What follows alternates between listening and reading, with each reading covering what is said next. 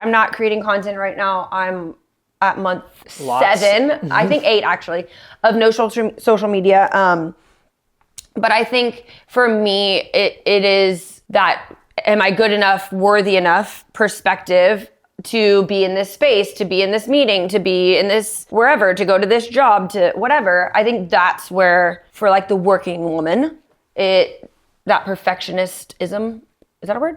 No, Perfectionism, but I'll go with it. Holds me back. Sure. That perspective that I have to be perfect for people to like me, or for like this, like I have to be perfect for this. Yeah, which even to come which is into really this not. space. It's just about trusting the process and kind of going through it. Yeah. So, he talks about in it that you can use practical tools to kind of embrace the change, right? A couple that he particularly mentions are practicing gratitude and mindfulness to your situations and scenarios.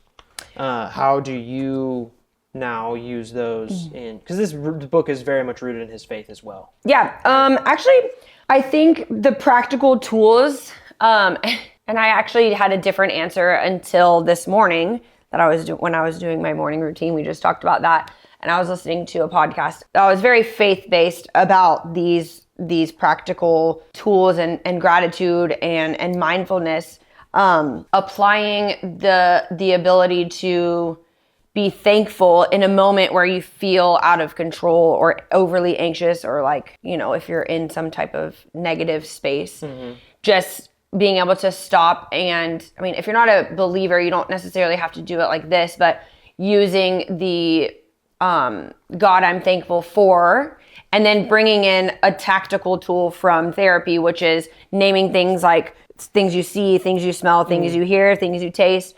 And there's another sense I'm not thinking about. Things you can feel. Oh, yeah. And so for me, what I like to do is when I'm feeling these perspectives that need to be shifted, I remind myself, like, thank you for this bed that I'm laying in, because like not everybody has a bed. Yeah. Thank you for, like last night I was telling you, like the roof over our head. We have a table to sit at together and we choose to, like, just think little bitty things that you just kind of take for granted on a daily basis. Mm-hmm. And that really shifts your perspective on the day to day.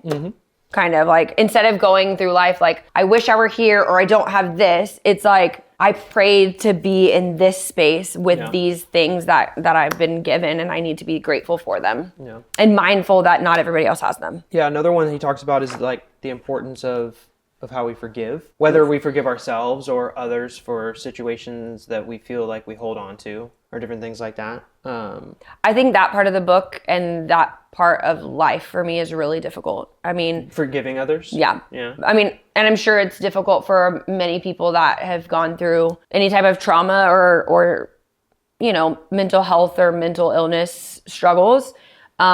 Forgiveness is very difficult, but especially forgiving yourself. I think for me, I struggle a lot with that. He says it's freeing yourself from your past, and my role as a mom has so much tied into my past that for a long time, and still to this day, I struggle with forgiving that past me. And sometimes I grieve that past me, like the things that she had to go through, but they're all needed for me to be who I am today.